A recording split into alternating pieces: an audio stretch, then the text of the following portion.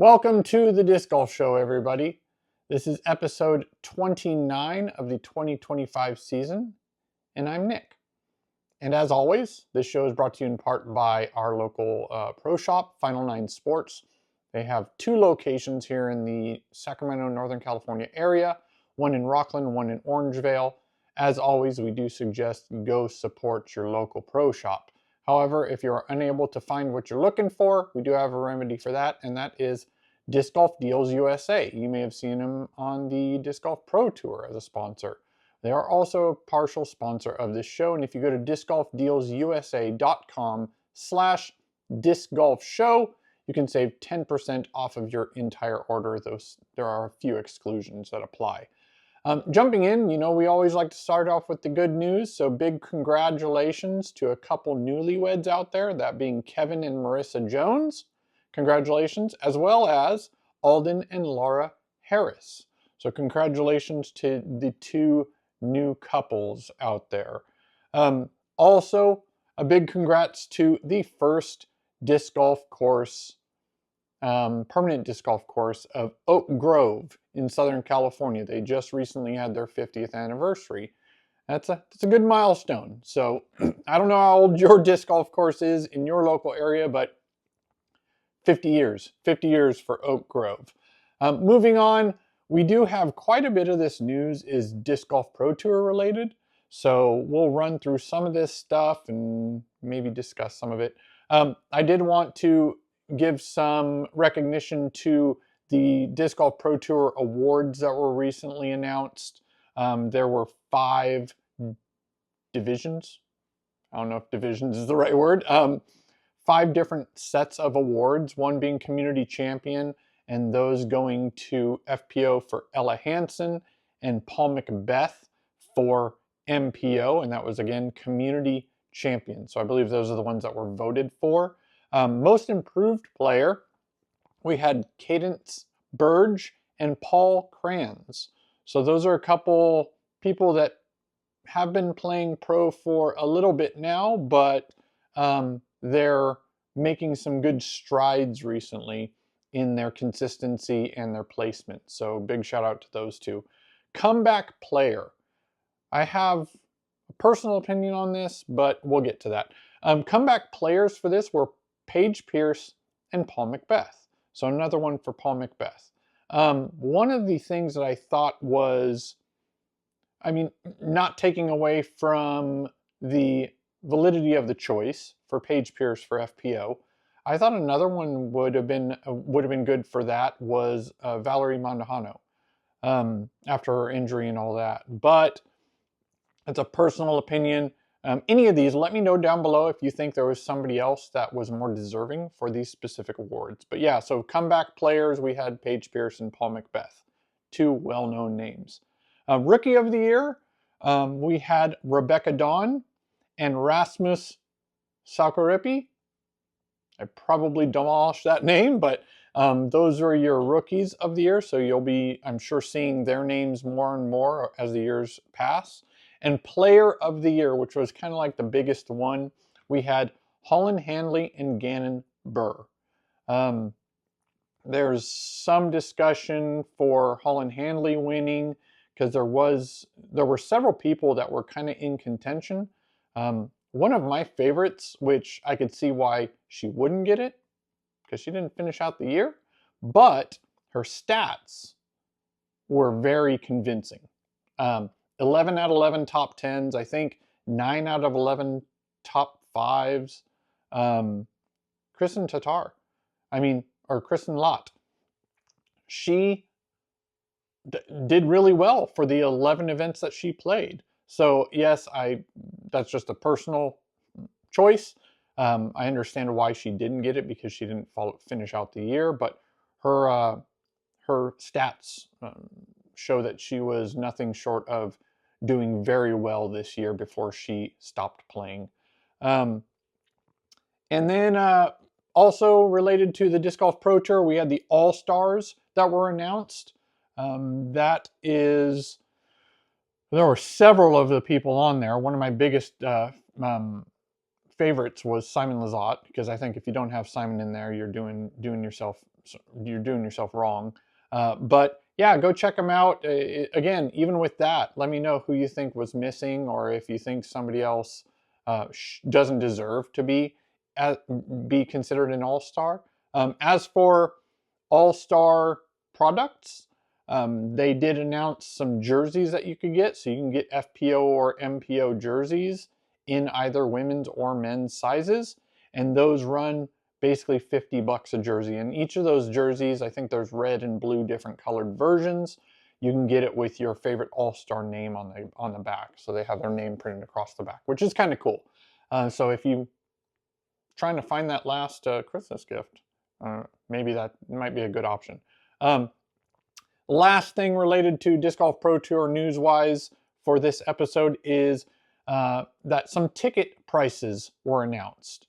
And apparently there's some drama with people thinking they're expensive, or other people not thinking that they're that expensive. Or, I mean, it's all personal preference. You think how big the sport is versus, let's say, high school events. If you get tickets to high school football games, I mean, those cost money. So just a sample of that was for the DGPT doubles events that are coming up in 2026.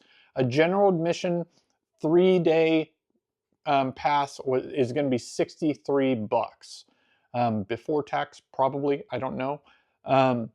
So $21 a day for me, not a big deal. I mean, if you're going to go to an event, an all-day event, and you're spending $20, $20 to $25 to get in, I don't think that's crazy. As for other options ticket-wise, you had some VIP options that range from about $135 to $516. And obviously those come with various additional items or opportunities, access or whatnot. So if you're gonna go to the Disc Golf Pro Tour doubles event, let us know who you're rooting for, or who your favorite combo team would be. That would be cool. Talking about tickets, I don't know if you've been to it. This has been growing over the past few years, is the expo that has been held.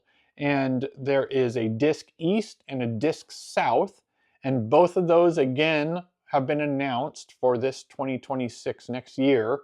And the tickets, if you go to disceast.com, you can get tickets for either of those locations. The East is going to be held January 24 to 25 at the Royal Plaza Trade Center in Marlborough, Massachusetts. And then as for Disc South, if you're in the southern area in Texas or closer to that area, March 7th to 8th at Marriott Dallas Allen Hotel and Convention Center in Allen, Texas. So if you are on the East Coast up towards Massachusetts or down south in Texas, remember those dates. East Coast, January 24th to 25th, and the South in Texas, March 7th to 8th. If you use the code DISCMAS, so DISCMAS, when you purchase your tickets, you can get $2 off each ticket purchase, all the way up until Christmas. So December 25th is when that code will no longer work. As for normal ticket pricing, again, I think it's perfectly good. 1-day general ticket, $15. A full weekend of general access is $25. And then your VIP, 1-day VIP access is $55. Now what that comes with, you can look again, go on the website disceast.com, and there's a plethora of information on there for those events. So go check those out. Last thing we want to talk about before we move on is, hate talking about this stuff, but you know, it's good to know in relation to the professionals that are out there playing. But people who get what PDGA assesses some suspension or probation or whatnot. And the most recent one was apparently a Class C3 offense, which can include habitual courtesy violations or other infractions. And other infractions also could be ongoing rudeness during the round, repeated cursing, bag kicking, acting up a bit, public intoxication or drug use, or similar conduct of those things. That is considered a C3 offense, and the automatic thing is you get a warning letter, and then the most that can be assessed is 3-month suspension and 12-month probation. Well, we have Kat Mertsch, who apparently was assessed a Class C3 offense, and she was given a 6-month, I want to say probation. Maybe it's suspension. I think it's probation. I'm pretty sure it's probation. But anyways, she apparently had some stuff that she was going through, I'm guessing. Usually that's how it happens, you hold it in, you can control it for a long time, and then you have an outburst. For those who are unable to adjust and handle the stresses that come with it, nobody's going to know what caused it or what built up to it, but we hope she's able to control it, and we look forward to seeing her back out on the tour. But yeah, so before we move on to the question of the episode, guys, do us a favor. Go ahead and, I always say do us because I miss Justin. Do me a favor. Still us. He's involved, guys, just on the back end. Subscribe. Click that subscribe button. Share this with your friends if you want to. Appreciate it. Like it. Hit the notification bell. I don't know. Do all those things if you can. I'd really appreciate it. As for the disc golf question of the episode, have you ever attended or actually played in this case, a DGPT event? If so, which one? Which one did you attend / play in? And if not, which one is on the top of your list to go check out? Which one is on the top of your bucket list of DGPT events to go check out? One of mine is MVP Open. It used to be called Vibram Open. It used to be called, there was another name it had between those, I believe. Maple Hill Open. And I want to get out there one day. It won't happen until I'm old and retired and unable to throw as far as I can now, which isn't necessarily that far. But one day I hope to get out there. But anyways, let us know down below which one you would like to attend, or which one was your favorite that you did attend. Let us know. Moving on to gear and equipment, we always like to update you on new stuff that was approved by the PDGA. This segment is brought to you by Disc Golf Deals USA. Again, big shout out to them. If you go to discgolfdealsusa.com/discgolfshow, you can get 10% off of your entire order, although there are a few exclusions that do apply. Moving on, as of yesterday, there were 4 new discs that were approved, those being the Prodigy Disc H6, and that is a hybrid driver. We have the Latitude 64, had 2 discs approved, and you may have seen some teasers or some posts on social media. The Mighty, which is a fairway driver, and the Fire. And then, again, we actually mentioned this last episode, but it looks like they redid their approval on it, and the EV7 Ouroboros, which is an overstable approach disc, that was changed to be approved as of yesterday, and not last week. So that was interesting because it was up there last week. Anyways, not really a lot on the recent or upcoming releases currently, outside of, the black box from Discmania. There are a lot of sales going on out there. Disc Golf Pro Tour, I know, is doing a lot of daily, I think 12 days of Christmas type sales. So they're doing all these new different things each day. But in relation to gear and equipment, we like to provide you with information related to all things that you use out on the course. And one of the most important is footwear. And those 2 options that we always suggest to take a look at is Vessi shoes and Idios Sports.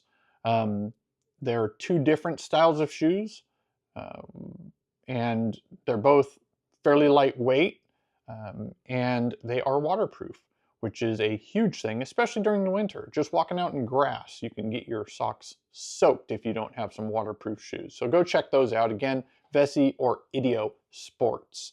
All the links will be down below. And moving on to the mailbag. We've got a product that I wanted to touch on here. If you don't have places to store your discs or display them, we are a big fan of touch disc golf. Very, very much kind of minimalistic style, very simple, clean looking products. And currently they have a 30% off deal going on, sale going on. So if you go to touchdiscgolf.com, you can get 30% off of your storage and display goods for your discs. So go check them out. Big shout out to them.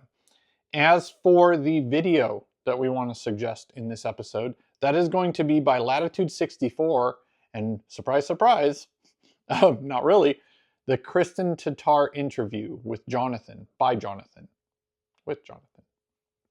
Either way, Jonathan and Kristin go throw some discs out in the snow and discuss where she's at in life, what got her to the point where she decided to stop playing professionally, competitively, and what she's looking at doing in the meantime. And it's kind of what I took from it is it's not the end. She's going to be involved in various ways, probably running events and such, and maybe designing and stuff like that. Possibility of maybe coming back. You never know. I don't think she really puts a hard line on what she's going to be doing in the future. She can't predict the future, but she's just doing what's best for her now. So go check that out, again, on the YouTube Latitude 64 channel. Yeah, I think that's it, guys. We're to the end of the show. As always, we like to give you ways to save some money. We have mentioned some of those ways all the way throughout this show, but we do have some more for you. So if you're looking for a new bag, you can go to Upper Park Disc Golf, and if you use code Disc Golf Show, then you can save some money there on a bag. Again, big shout out to one of the sponsors of the show, Disc Golf Deals USA. Go to discgolfdealsusa.com/discgolfshow. Save that 10% off of your entire order, though some exclusions do apply. And then, as always, big shout out to our local pro shop, Final Nine Sports. If you are in the Northern California, Sacramento area, they have two locations, one in Rocklin and one in Orangevale. And we, for the life of the show, have appreciated their support. And before I forget, again, do us a favor, me a favor. I need to get out of the habit. Like the video, subscribe, please. Share it with your friends again, and hit that notification if you want. Otherwise, appreciate the watch, appreciate the eyes, and I will see you in the next one, right?